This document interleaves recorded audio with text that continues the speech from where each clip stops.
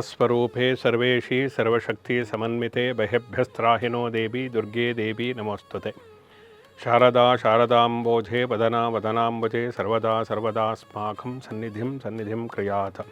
ನಮಶ್ಚಂಡಿಕಾಹಿ ಶ್ರೀ ಗುರುಭ್ಯೋ ನಮಃ. ಎಲ್ಲ ಆತ್ಮೀಯ ವೀಕ್ಷಕರಿಗೆ ಪ್ರೇಕ್ಷಕರಿಗೆ ನಮಸ್ಕಾರ. ಮಾನವ ಜನ್ಮವನ್ನು ಸಾರ್ಥಕಪಡಿಸಿಕೊಳ್ಳುವುದಕ್ಕೋಸ್ಕರ ಋಷಿಮುನಿಗಳು ನಮಗೆ ಹಲವು ವಿಧಿವಿಧಾನಗಳನ್ನು ಸೂಚಿಸಿದ್ದಾರೆ. ಜಂತೂನಾಂ ನರಜನ್ಮ ದುರ್ಲಭಂ ಅಂತೇಳಿ ಹೇಳ್ತಾರೆ. ಎಲ್ಲ ಪ್ರಾಣಿಗಳಲ್ಲಿ 80 ಲಕ್ಷ ಜೀವರಾಶಿಗಳಲ್ಲಿ ಶ್ರೇಷ್ಠವಾದಂತಹ ಜನ್ಮ ಅಂತಂದರೆ ಅದು ಮಾನವ ಜನ್ಮ ಅನ್ನತಕ್ಕಂಥ. ಯಾಕೆ ಅಂದರೆ ಎಲ್ಲ ಪ್ರಾಣಿಗಳಿಗೂ ಕೂಡ ಆಹಾರ ನಿದ್ರಾ ಭಯ ಮೈಥುನಂಚ ಅಂಥೇಳಿ ಆಹಾರ ನಿದ್ರೆ ಭಯ ಮೈಥುನ ಇವೆಲ್ಲವೂ ಕೂಡ ಸಮಾನವಾಗಿರತಕ್ಕಂಥದ್ದು ಮನುಷ್ಯನಿಗೂ ಕೂಡ. ಇದನ್ನು ಮೀರಿ ಆ ಮೂಲಕ ತನ್ನ ಆಲೋಚನಾ ಶಕ್ತಿಯಿಂದ ತನ್ನಲ್ಲಿರತಕ್ಕಂತಹ ವಿಶೇಷವಾದಂತಹ ಶಕ್ತಿಯಿಂದ ಜೀವನವನ್ನು ಸಾರ್ಥಕಪಡಿಸಿಕೊಂಡು ಆ ಮೂಲಕ ಮಾನವತ್ವದಿಂದ ದೇವತ್ವದ ಕಡೆಗೆ ಹೋಗತಕ್ಕಂತಹದ್ದು ಶಕ್ತಿ ಇದ್ದರೆ ಅದು ಮಾನವನಿಗೆ ಮಾತ್ರ. ಯಾಕೆಂದರೆ ಮಾನವನ ಶಕ್ತಿ ಅನ್ನತಕ್ಕಂಥದ್ದು ಊರ್ಧ್ವಮುಖವಾಗಿ ಪ್ರವಹಿಸುತ್ತಿರುತ್ತೆ ಅಂತೇಳಿ. ಎಲ್ಲ ಪ್ರಾಣಿಗಳಿಗೆ ಅಧೋಮುಖವಾಗಿ ಪ್ರವಹಿಸ್ತಕ್ಕಂಥದ್ದು. ಆದರೆ ಮಾನವನಿಗೆ ಮೂಲಾಧಾರ ಚಕ್ರದಿಂದ ಸಹಸ್ರಾರ ಬ್ರಹ್ಮರಂಧ್ರದವರೆಗೆ ಊರ್ಧ್ವಮುಖೇನ ಇಡ ಪಿಂಗಳ ಸುಷುಮ್ನ ನಾಡಿಯ ಒಂದು ನಡೆ ಅನ್ನತಕ್ಕಂಥದ್ದು ವಾಯು ಸಂಚಾರ ಅನ್ನತಕ್ಕಂಥದ್ದು ಇರುವುದು ಕೇವಲ ಮನುಷ್ಯನಿಗೆ ಆಗಿರುವುದರಿಂದ ಮನುಷ್ಯನ ಶರೀರ ಅನ್ನತಕ್ಕಂಥದ್ದು ಕೇವಲ ಮಾಂಸ ರಕ್ತಗಳಿಂದ ಶೋಣಿತಗಳಿಂದ ರಚನೆಯಾಗಿರತಕ್ಕಂತಹ ಮಾಂಸ ಶರೀರ ಅಲ್ಲ, ಅದು ದೇವ ಶರೀರ ಅನ್ನತಕ್ಕಂಥದ್ದು ತಮ್ಮ ಅತೀಂದ್ರಿಯವಾದಂತಹ ಶಕ್ತಿಯಿಂದ ಯೋಗ ಸಾಧನೆಯಿಂದ ಋಷಿಗಳು ತಿಳಿದುಕೊಂಡು ಆ ಮೂಲಕ ಮಾನವ ಜನ್ಮವನ್ನು ನಾವು ಸಾರ್ಥಕಪಡಿಸಿಕೊಳ್ಳುವುದಕ್ಕೆ ಮನುಷ್ಯನ ಜನ್ಮದಿಂದ ಸಾವಿನವರೆಗೆ ಯಾವ ಕರ್ಮಗಳನ್ನು ಮಾಡಬೇಕು ಅನ್ನತಕ್ಕಂಥದ್ದನ್ನು ಸೂಚಿಸಿದ್ದಾರೆ. ಒಂದು ಜೀವಿ ಹುಟ್ಟಬೇಕಾದರೂ ಕೂಡ ಸ್ತ್ರೀ ಪುರುಷ ಪ್ರಕೃತಿ ಪುರುಷನ ಸಂಯೋಗದಿಂದ ಒಂದು ಜೀವಿ ಅನ್ನತಕ್ಕಂಥದ್ದು ಹುಟ್ಟುತ್ತೆ. ಅದಕ್ಕೆ ಆ ಸಮಯದಲ್ಲಿ ನಾವು ಮಾಡತಕ್ಕಂತಹ ಸಂಸ್ಕಾರದಿಂದ ಹಿಡಿದು ಆ ಜೀವಿ ಭೂಮಿಯನ್ನು ಬಿಟ್ಟು ಅಂದರೆ ಮರಣ ಹೊಂದುವವರೆಗೆ ಮಾಡತಕ್ಕಂತಹ ಯಾವ ಯಾವ ಕ್ರಿಯೆಗಳಿದೆ ವಿಧಿವಿಧಾನಗಳಿದೆ ಅದಕ್ಕೆಲ್ಲ ಸಂಸ್ಕಾರ ಅಂಥೇಳಿ ಹೇಳ್ತಾರೆ. ಅಂದರೆ ಸಂಸ್ಕಾರೋ ಹಿ ದೋಷಾಪನಯನೇ ಭವತಿ ಗುಣದಾನೇನ ವಾ ಅಂಥೇಳಿ. ಅಂದರೆ ಯಾವುದು ಉಪಯೋಗಿಸಲಿಕ್ಕೆ ಅನರ್ಹವಾಗಿದೆಯೋ ಅಂಥ ವಸ್ತುವನ್ನು ನಾವು ವಿಶೇಷವಾಗಿ ಇರತಕ್ಕಂತಹ ಪ್ರಾವೀಣ್ಯತೆಯಿಂದ ಚತುರತೆಯಿಂದ ಅದನ್ನು ಸರಿಯಾದ ರೀತಿಯಲ್ಲಿ ತಯಾರಿಸಿ ಅದಕ್ಕೆ ಹೊಳಪು ಕೊಟ್ಟು ಮೆರುಗನ್ನು ಕೊಟ್ಟು ಆ ಮೂಲಕ ಅದನ್ನು ಹೊಳಿತಕ್ಕಂತಹ ರೀತಿಯಲ್ಲಿ ಸರ್ವರಿಗೂ ಉಪಯೋಗಕ್ಕೆ ಬರತಕ್ಕಂತಹ ರೀತಿಯಲ್ಲಿ ನಾವು ಮಾಡತಕ್ಕಂಥದ್ದು ಏನಿದೆ ಅದಕ್ಕೆ ಸಂಸ್ಕಾರ ಅಂಥೇಳಿ ಹೇಳ್ತಾರೆ. ದೋಷವನ್ನು ನಿವಾರಣೆ ಮಾಡಿ ಆ ಮೂಲಕ ಗುಣವನ್ನು ನಾವು ಹೆಚ್ಚು ಮಾಡತಕ್ಕಂಥದ್ದು, ಗುಣವನ್ನು ಜಾಗೃತಪಡಿಸ್ತಕ್ಕಂಥದ್ದು ಇದೆಯಲ್ಲ ಅದಕ್ಕೆ ಸಂಸ್ಕಾರ ಅಂಥೇಳಿ ಹೇಳ್ತಕ್ಕಂಥದ್ದು. ಅಂದರೆ ಸಂಸ್ಕಾರೋ ಹಿ ನಾಮಕಾರ್ಯಾಂತರ ಯೋಗ್ಯತಾಕರಣಂ ಅಂಥೇಳಿ. ಅಂದರೆ ಅದರ ಹೆಸರನ್ನು ಬದಲಾಯಿಸದೆ ಕೇವಲ ಅದಕ್ಕೆ ಶಕ್ತಿಯನ್ನು ತುಂಬತಕ್ಕಂಥದ್ದು, ಗುಣವನ್ನು ಕೊಡತಕ್ಕಂಥದ್ದು, ಹೊಳಪು ಮೆರಗನ್ನು ಕೊಡತಕ್ಕಂತಹ ಕ್ರಿಯೆ ಏನಿದೆ ಅದು ಸಂಸ್ಕಾರ ಅಂಥೇಳಿ ಹೇಳ್ತೀವಿ. ಪ್ರತಿಯೊಬ್ಬ ಜೀವಿಯೂ ಕೂಡ ಜನ್ಮನಾಂ ಬ್ರಾಹ್ಮಣೋ ಜ್ಞೇಯ ಸಂಸ್ಕಾರೇ ದ್ವಿತ ಉಚ್ಯತೆ ವಿದ್ಯಾಯಯಾತಿ ವಿತ್ಪ್ರತ್ವಂ ತಿಭಿಶ್ರೋತ್ರಿಯ ಉಚ್ಯತೆ ಅಂತೇಳಿ ಹೇಳುತ್ತೆ. ಪ್ರತಿ ಹುಟ್ಟಬೇಕಾದ್ರೆ ಪ್ರತಿಯೊಬ್ಬನೂ ಕೂಡ ಜಂತುವಾಗಿಯೇ ಹುಟ್ಟುತ್ತಾನಂತೆ. ಆದರೆ ಅವನಿಗೆ ವಿಶೇಷವಾಗಿರತಕ್ಕಂತಹ ಸಂಸ್ಕಾರವನ್ನು ಕೊಟ್ಟಾಗ ಅವನು ಒಬ್ಬ ಉತ್ತಮವಾಗಿರತಕ್ಕಂತಹ ಮಾನವನಾಗಿ ಹೊರಹೊಮ್ಮಿ ಆ ಮೂಲಕ ಸಮಾಜಮುಖಿಯಾಗಿ ದೈವತ್ವದ ಕಡೆ ಹೋಗತಕ್ಕಂತಹ ವಿಶೇಷವಾದಂತಹ ವಿಧಿವಿಧಾನಗಳು ಏನಿದೆ ಅದೆಲ್ಲವೂ ಕೂಡ ಸಂಸ್ಕಾರ ಅಂತಲೇ ಕರೆದುಕೊಳ್ಳತಕ್ಕಂಥದ್ದು.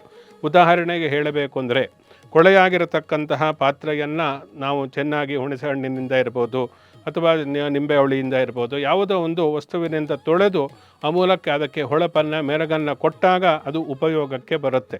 ಅದರಿಂದ ಕೊಳೆಯಾಗಿರ್ತಕ್ಕಂತಹ ಈ ಮಾನವ ಶರೀರ ಅನ್ನತಕ್ಕಂಥದ್ದು ಆಯಾ ಸಮಯದಲ್ಲಿ ನಾವು ಮಾಡತಕ್ಕಂತಹ ವಿಧಿವಿಧಾನಗಳಿಂದ ಸಂಸ್ಕಾರಗಳಿಂದ ಅದಕ್ಕೆ ಹೊಳಪನ್ನು ಕೊಟ್ಟಾಗ ಅದು ವಿಶೇಷವಾಗಿರತಕ್ಕಂತಹ ಒಂದು ಮೆರಗನ್ನು ಪಡೆದುಕೊಳ್ಳುತ್ತೆ ಅನ್ನತಕ್ಕಂಥದ್ದು. ಅಂದರೆ ದೋಷವನ್ನು ಹೋಗಲಾಡಿಸಿ ಉಪಯೋಗಕ್ಕೆ ಬರತಕ್ಕಂತಹ ರೀತಿಯಲ್ಲಿ ಮಾಡುವುದೇ ಸಂಸ್ಕಾರ ಅಂಥೇಳಿ. ದೋಷ ಇದ್ದೇ ಇರುತ್ತೆ, ಮನುಷ್ಯ ಸಹಜವಾಗಿ. ಆದರೆ ಆ ದೋಷವನ್ನು ನಿವಾರಣೆ ಮಾಡುವುದಕ್ಕೆ ಆಯಾ ಸಮಯದಲ್ಲಿ ಕೆಲವೊಂದು ಸಂಸ್ಕಾರಗಳನ್ನು ಮಾಡಬೇಕು ಅಂತೇಳಿ ಹೇಳಿದ್ದಾರೆ.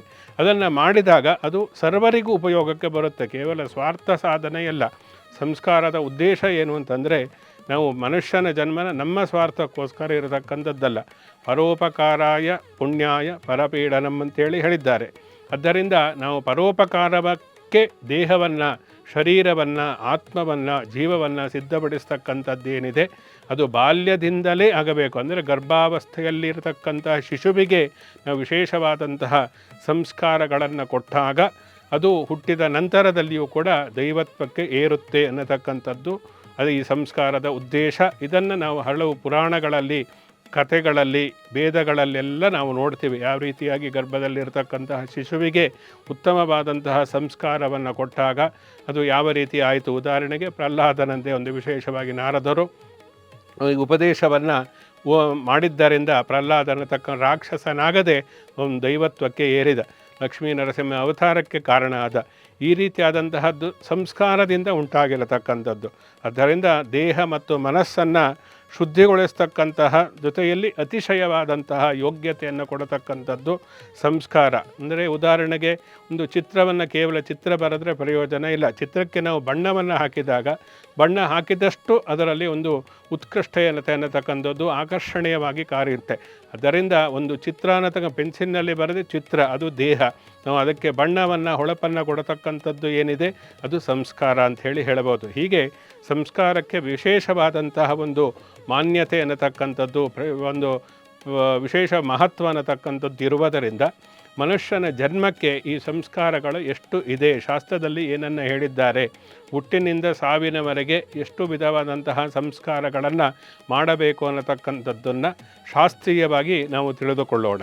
ಸಾಮಾನ್ಯವಾಗಿ ಈ ಸಂಸ್ಕಾರಗಳು ಅನ್ನತಕ್ಕಂಥದ್ದು 40 ಇದೆ. ಅಂದರೆ ಹುಟ್ಟಿನಿಂದ ಸಾವಿನವರೆಗೆ 40 ಸಂಸ್ಕಾರಗಳಿದೆ. 16 ಇದೆ, 18 ಇದೆ, 12 ಇದೆ, 11 ಇದೆ. ಇದರಲ್ಲಿ ಎಲ್ಲವೂ ಕೂಡ ಗೌಣ ಆಗಿ ಹೋಗಿಬಿಟ್ಟಿದೆ. ಈಗ ರೂಢಿಯಲ್ಲಿ ಹೇಳ್ತಕ್ಕಂಥದ್ದು 16 ಷೋಡಶ ಸಂಸ್ಕಾರಗಳು ಅಂಥೇಳಿ.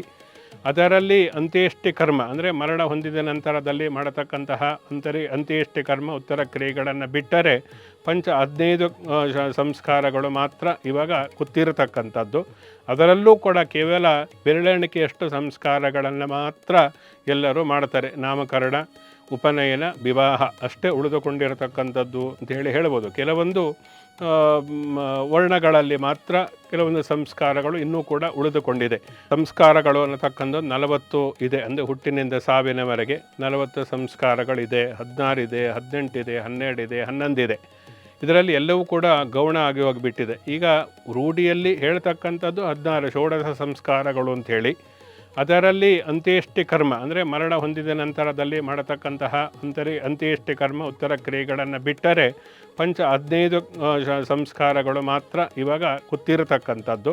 ಅದರಲ್ಲೂ ಕೂಡ ಕೇವಲ ಬೆರಳೆಣಿಕೆಯಷ್ಟು ಸಂಸ್ಕಾರಗಳನ್ನು ಮಾತ್ರ ಎಲ್ಲರೂ ಮಾಡ್ತಾರೆ. ನಾಮಕರಣ, ಉಪನಯನ, ವಿವಾಹ ಅಷ್ಟೇ ಉಳಿದುಕೊಂಡಿರತಕ್ಕಂಥದ್ದು ಅಂತೇಳಿ ಹೇಳ್ಬೋದು. ಕೆಲವೊಂದು ವರ್ಣಗಳಲ್ಲಿ ಮಾತ್ರ ಕೆಲವೊಂದು ಸಂಸ್ಕಾರಗಳು ಇನ್ನೂ ಕೂಡ ಉಳಿದುಕೊಂಡಿದೆ. ಅಂದರೆ ಸಾರ್ವತ್ರಿಕವಾಗಿ ವಿವಾಹ ಮತ್ತು ನಾಮಕರಣ ಅನ್ನತಕ್ಕಂಥದ್ದು ಎರಡೇ ಉಳ್ಕೊಂಡಿದೆ ಅಂತೇಳಿ ಹೇಳ್ಬೋದು. 40 ಸಂಸ್ಕಾರಗಳು ಹೋಗಲಿ, ಈ ಎರಡನ್ನೂ ಕೂಡ ಶಾಸ್ತ್ರೀಯವಾಗಿ ಮಾಡುವುದಿಲ್ಲ. ಅದರಿಂದ ಆದರೆ ನಾವು ಅದನ್ನು ತಿಳಿದುಕೊಂಡಿರಬೇಕು. ಅದನ್ನು ಯಾಕೆ ಮಾಡ್ತಾ ಇದ್ದರು, ಅದು ಮಾಡತಕ್ಕಂತಹ ಉದ್ದೇಶ ಏನು ಅನ್ನತಕ್ಕಂಥದ್ದು. ಜೊತೆಯಲ್ಲಿ ಈ ಸಂಸ್ಕಾರಗಳನ್ನು ಮಾಡೋದರಿಂದ ಆತ್ಮಕ್ಕೆ ಆತ್ಮಶುದ್ಧಿಯಾಗುತ್ತೆ, ಚಿತ್ತಶುದ್ಧಿಯಾಗುತ್ತೆ, ಜ್ಞಾನ ಪ್ರಕಾಶ ಅಂದರೆ ಭಗವಂತನ ಕಡೆ ನಾವು ಹೋಗುವುದಕ್ಕೆ ವಿಶೇಷವಾದಂತಹ ಜ್ಞಾನ ಪ್ರಾಪ್ತಿಯಾಗತಕ್ಕಂತಹ ಅರ್ಹತೆಯನ್ನು ಪಡೆದುಕೊಳ್ಳುವುದಕ್ಕೆ ಈ ಸಂಸ್ಕಾರಗಳನ್ನು ನಾವು ಮಾಡಬೇಕು ಅಂಥೇಳಿ. ಈಗಿರತಕ್ಕಂಥ ಆಧುನಿಕ ಯುಗದಲ್ಲಿರತಕ್ಕಂತಹ ಅಧಾರ್ಮಿಕ ಶಿಕ್ಷಣ ಅನ್ನತಕ್ಕಂಥ ಸಂಸ್ಕಾರವನ್ನು ಕೊಡುವುದಿಲ್ಲ. ಕೇವಲ ಸರ್ಟಿಫಿಕೇಟ್ ವಿದ್ಯೆಯನ್ನು ಮಾತ್ರ ಕೊಡುತ್ತೆ. ಆದರೆ ನಮ್ಮ ಧರ್ಮದಲ್ಲಿ ಹೇಳಿರತಕ್ಕಂಥ ಪ್ರತಿಯೊಂದು ವಯಸ್ಸಿನಲ್ಲಿ ಯಾವ ರೀತಿಯಾದಂತಹ ಸಂಸ್ಕಾರವನ್ನು ಮಾಡಬೇಕು, ಗರ್ಭಾವಸ್ಥೆಯಲ್ಲಿರತಕ್ಕಂತಹ ಮಗುವಿಗೆ ಪುಂಸವನವನ್ನು ಮಾಡತಕ್ಕಂಥದ್ದು ಏಕೆ, ಸೀಮೋಂತನಯನ ಅನ್ನತಕ್ಕಂಥದ್ದನ್ನು ಮಾಡ್ತಾರೆ 8ನೇ ತಿಂಗಳಲ್ಲಿ, ಅದನ್ನು ಯಾಕೆ ಮಾಡ್ತಾರೆ, ಮಗು ಹುಟ್ಟಿದ ತಕ್ಷಣ ಜಾತಕರ್ಮವನ್ನು ಮಾಡತಕ್ಕಂಥದ್ದು, ಜಾತಕರ್ಮದ ಉದ್ದೇಶ ಏನು, ನಾಮಕರಣವನ್ನು ಮಾಡ್ತಾರೆ, ನಾಮಕರಣ ಹೇಗೆ ಮಾಡಬೇಕು. ಕೇವಲ ನಾವು ನಾಮಕರಣ ಅನ್ನತಕ್ಕಂಥದ್ದು ಈಗ ಬೇರೆ ರೀತಿಯಲ್ಲಿ ಅರ್ಥ ಬರುವತಕ್ಕ ರೀತಿಯಲ್ಲಿ ಕೇವಲ ಆಡಂಬರದಿಂದ ಮಾಡ್ತಾರೆ.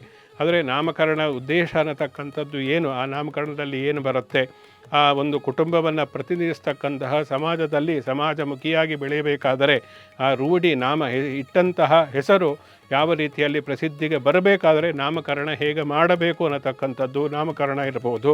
ನಿಷ್ಕ್ರಮಣ ಅನ್ನತಕ್ಕಂಥದ್ದು ಇರುತ್ತೆ. ಅಂದರೆ ಸೂರ್ಯ ದರ್ಶನವನ್ನು ಮಾಡತಕ್ಕಂಥದ್ದು. ಮಗುವನ್ನು ಹೊರಗಡೆ ಕರ್ಕೊಂಡು ಹೋಗಬೇಕಾದ್ರೆ ಅದಕ್ಕೆ ಒಂದು ಉತ್ತಮವಾದಂತಹ ಮುಹೂರ್ತವನ್ನು ನೋಡಿ ಸೂರ್ಯ ದರ್ಶನವನ್ನು ಮಾಡಬೇಕು. ಅದಕ್ಕೆ ನಿಷ್ಕ್ರಮಣ ಅಂತ ಹೇಳ್ತಾರೆ. ಇನ್ನು ಆಹಾರ ಅನ್ನತಕ್ಕಂಥದ್ದು ತುಂಬ ಮುಖ್ಯ. ಆಹಾರೇ ಸತ್ವಶುದ್ಧಿ ಅಂತೇಳಿ ಹೇಳ್ತಾರೆ. ಆಹಾರದ ಸೂಕ್ಷ್ಮ ರೂಪ ಏನಿದೆ ಅದು ನಮಗೆ ಬುದ್ಧಿ ಮನಸ್ಸು ಇದಕ್ಕೆಲ್ಲ ಕಾರಣ ಆಗುತ್ತೆ ಅಂಥೇಳಿ. ಆದ್ದರಿಂದ ನಾವು ತಿನ್ನತಕ್ಕಂತಹ ಸೇವಿಸ್ತಕ್ಕಂತಹ ಆಹಾರ ಅನ್ನತಕ್ಕಂಥದ್ದು ನಮ್ಮ ಬುದ್ಧಿ ಮನಸ್ಸುಗಳ ಮೇಲೆ ಪ್ರಭಾವವನ್ನು ಬೀರಿಸಿ ಉದ್ರೇಕಗೊಳಿಸಿರತಕ್ಕಂತಹ ರೀತಿಯಲ್ಲಿ ಇರಬಾರದು. ಆದರೆ ಈಗೆಲ್ಲ ಆಹಾರಗಳು ಅದೇ ರೀತಿಯಾಗಿರುವುದರಿಂದ ಹೊಸ ರೋಗಗಳಿಗೂ ಕೂಡ ಕಾರಣ ಆಗಿಬಿಟ್ಟಿದೆ. ಆದ್ದರಿಂದ ಈ ಅನ್ನಪ್ರಾಶನ ಅನ್ನತಕ್ಕಂಥದ್ದು ಹಿಂದಿನ ಅನ್ನಪ್ರಾಶನವನ್ನು ಮಾಡಿ ಆ ಮೂಲಕ ಅನ್ನವನ್ನು ಮೊದಲು ಮಗು ಸೇವಿಸಬೇಕಾದರೆ ಅದಕ್ಕೆ ವಿಶೇಷವಾದಂತಹ ಕೆಲವೊಂದು ಪ್ರಕ್ರಿಯೆಗಳಿಂದ ಸಂಸ್ಕಾರಯುತವಾಗಿ ಅನ್ನವನ್ನು ಸೇವಿಸ್ತಕ್ಕಂತಹ ಮಾಡತಕ್ಕಂತಹ ಒಂದು ಕ್ರಿಯೆ ಏನಿದೆ, ಸಂಸ್ಕಾರ ಏನಿದೆ, ಅದಕ್ಕೆ ಅನ್ನಪ್ರಾಶನ ಅಂತ ಹೇಳ್ತಕ್ಕಂಥದ್ದು. ಚೌಲ ಪ್ರತಿಯೊಬ್ಬರು ಕೂದಲು ಕೊಡತಕ್ಕಂಥದ್ದು ಅಂತೇಳಿ ಸಂಪ್ರದಾಯ ಇದೆ. ಚೂಡಾಕರ್ಮ ಅಂಥೇಳಿ ಹೇಳ್ತಾರೆ, ಚೌಲ ಅಂಥೇಳಿ ಹೇಳ್ತಾರೆ. ಈ ಕೂದಲು ಕೊಡತಕ್ಕಂಥದ್ದು ಮೊಟ್ಟ ಮೊದಲಿಗೆ ಮಗುವಿಗೆ ನಾವು ಕೂದಲನ್ನು ಕಟ್ಟು ಮಾಡತಕ್ಕಂಥದ್ದು, ಆ ಕೂದಲನ್ನು ಕತ್ತರಿಸ್ತಕ್ಕಂಥದ್ದು ಏನಿದೆ ಇದಕ್ಕೆ ಚೂಡಾಕರ್ಮ ಅಂತ ಹೇಳ್ತಕ್ಕಂಥದ್ದು. ಇದು ವೇದೋಕ್ತವಾಗಿ ಮಾಡಬೇಕು. ಅವರವರ ಸಂಪ್ರದಾಯಕ್ಕೆ ಅನುಸಾರವಾಗಿ ವೇದೋಕ್ತವಾಗಿ ಮಾಡತಕ್ಕಂಥವ್ರು ಯಾರಿದೆ ಅವರು ಹಾಗೆ ಮಾಡ್ತಾರೆ. ಹೋಮಗಳನ್ನು ಮಾಡಿ ಕೆಲವರು ದೇವರಿಗೆ ಹರಸಿಕೊಂಡಿರ್ತಾರೆ, ಆ ರೂಪದಲ್ಲಿ ಚೋಲವನ್ನು ಮಾಡ್ತಾರೆ ಅಥವಾ ಕೂದಲನ್ನು ಕೊಡತಕ್ಕಂಥದ್ದು. ಒಟ್ಟಿನಲ್ಲಿ ಅವರವರ ಸಂಪ್ರದಾಯಕ್ಕೆ ಅನುಸಾರವಾಗಿ ಚೌಲವನ್ನು ಕೂದಲು ಕೊಡತಕ್ಕಂತಹ ಸಂಸ್ಕಾರವನ್ನು ಮಾಡಬೇಕಾದರೆ ಅದನ್ನು ಯಾವ ರೀತಿಯಾಗಿ ಮಾಡಬೇಕು, ಯಾವ ನಕ್ಷತ್ರದಲ್ಲಿ ಮಾಡಬೇಕು, ಯಾವ ತಿಥಿಯಲ್ಲ ಮಾಡಬೇಕು, ಯಾವ ಯೋಗ ಕರಣಗಳನ್ನು ನಾವು ನೋಡಿಕೊಂಡು ಮೊದಲು ಕೂದಲನ್ನು ಕತ್ತರಿಸಬೇಕು ಅನ್ನತಕ್ಕಂಥದ್ದು ಕೂಡ ಹೇಳಿದ್ದಾರೆ. ಯಾಕೆಂದರೆ ಕೂದಲು ಕತ್ತರಿಸ್ತಕ್ಕಂಥ ಕೇವಲ ಹೇರ್ ಕಟ್ಟಿಂಗ್ ಅಲ್ಲ, ಅದಕ್ಕೆ ಆಯುಷ್ಕರ್ಮ ಅಂತ ಹೇಳ್ತಾರೆ. ಆಯುಷನ್ನು ಹೆಚ್ಚು ಮಾಡತಕ್ಕಂಥದ್ದು. ಅದಕ್ಕೆ ನಾವು ಚೌಲ ಅಂತ ಹೇಳ್ತೀವಿ. ಪ್ರತಿ ದಿನವೂ ಕೂಡ ನಾವು ಯಾವಾಗ ಕೂದಲನ್ನು ಕತ್ತರಿಸ್ತೀವೋ ಅದಕ್ಕೆಲ್ಲ ಆಯುಷ್ಕರ್ಮ ಅಂತಲೇ ಹೇಳ್ತಕ್ಕಂಥದ್ದು. ನಾವು ನಿಷಿದ್ಧವಾದಂತಹ ದಿನದಲ್ಲಿ ಆಯುಷ್ಕರ್ಮ ಅಂದರೆ ಹೇರ್ ಕಟ್ಟಿಂಗನ್ನು ಮಾಡಿದರೆ ಆಯುಸ್ಸು ಕ್ಷೀಣ ಆಗುತ್ತೆ ಅನ್ನತಕ್ಕಂಥದ್ದನ್ನು ಹೇಳಿದ್ದಾರೆ. ಅದಕ್ಕೆ ಇಷ್ಟೊಂದು ಮಹತ್ವ ಅನ್ನತಕ್ಕಂಥದ್ದು ಇದೆ. ಆದ್ದರಿಂದ ಈ ಚೌಲ ಅನ್ನತಕ್ಕಂಥ ಸಂಸ್ಕಾರಗಳಲ್ಲೇ ಬರತಕ್ಕಂಥದ್ದು. ಇದನ್ನು ಯಾಕೆ ಮಾಡ್ತಾರೆ? ಇನ್ನು ವಿಶೇಷವಾಗಿ ಉಪನಯನವನ್ನು, ಬ್ರಹ್ಮೋಪದೇಶ ತುಂಬ ಪ್ರಮುಖವಾಗಿರತಕ್ಕಂಥದ್ದು. ಉಪನಯನ ಅಂದರೆ ಭಗವಂತನ ಭಗವಂತನ ಸಮೀಪಕ್ಕೆ ಕಳಿಸ್ತಕ್ಕಂತಹ ಒಂದು ವಿಶೇಷವಾದಂತಹ ಒಂದು ಸಂಸ್ಕಾರ ಏನಿದೆ ಅದು ಬ್ರಹ್ಮೋಪದೇಶ ಅಥವಾ ಉಪನಯನ. ಉಪ ಅಂದರೆ ಸಮೀಪ, ನಯನ ಅಂದರೆ ಹೋಗತಕ್ಕಂಥದ್ದು. ಉಪನಯನ ಸಂಸ್ಕಾರವನ್ನು ಹೇಗೆ ಮಾಡಬೇಕು, ಏನಕ್ಕೆ ಮಾಡ್ತಾರೆ ಅನ್ನತಕ್ಕಂಥದ್ದು ಕೂಡ ನಾವು ತಿಳಿದುಕೊಳ್ಳಬೇಕಾಗುತ್ತೆ. ಪ್ರಮುಖವಾಗಿರತಕ್ಕಂತಹದ್ದು. ಯಾಕೆಂದರೆ ಆ ಉಪನಯನವನ್ನು ಮಾಡಿ ಆ ವಿದ್ಯಾಭ್ಯಾಸಕ್ಕೆ ಗುರು ಸನ್ನಿಗೆ ಹಿಂದಿನ ಕಾಲದಲ್ಲಿ ಕಲಿಸ್ತಾ ಇದ್ದರು. 12 ವರ್ಷೆ ವಿದ್ಯಾಗ್ರಹಣಾಂತಂ ಬ್ರಹ್ಮಚರ್ಯಂ ಕುರು ಅಂಥೇಳಿ. ಆ ಮೂಲಕ 12 ವರ್ಷ ವಿದ್ಯಾಭ್ಯಾಸವನ್ನು ಮಾಡಿ ನಂತರ ಅವನು ಬರಬೇಕಾಗಿತ್ತು. ಆ ಕಳಿಸ್ತಕ್ಕಂತಹ ವಿಶೇಷವಾಗಿ ಗಾಯತ್ರಿ ಮಂತ್ರೋಪದೇಶವನ್ನು ಮಾಡತಕ್ಕಂತಹ ಒಂದು ವಿಶೇಷವಾದಂತಹ ಸಂಸ್ಕಾರ ಅಂತಂದರೆ ಅದು ಉಪನಯನ ಸಂಸ್ಕಾರ. ಮುಂದಿನ ಸಂಚಿಕೆಯಲ್ಲಿ ಈ ಪ್ರತಿಯೊಂದು ಸಂಸ್ಕಾರದ ಬಗ್ಗೆ ಯಾಕೆ ಏನತಕ್ಕಂಥದ್ದು ನಾವು ತಿಳಿಸುವ ಪ್ರಯತ್ನವನ್ನು ಮಾಡ್ತೀವಿ. ಸಮಸ್ತ ಸನ್ಮಂಗಳಾನಿ ಭವಂತು. ಶುಭಮಸ್ತು.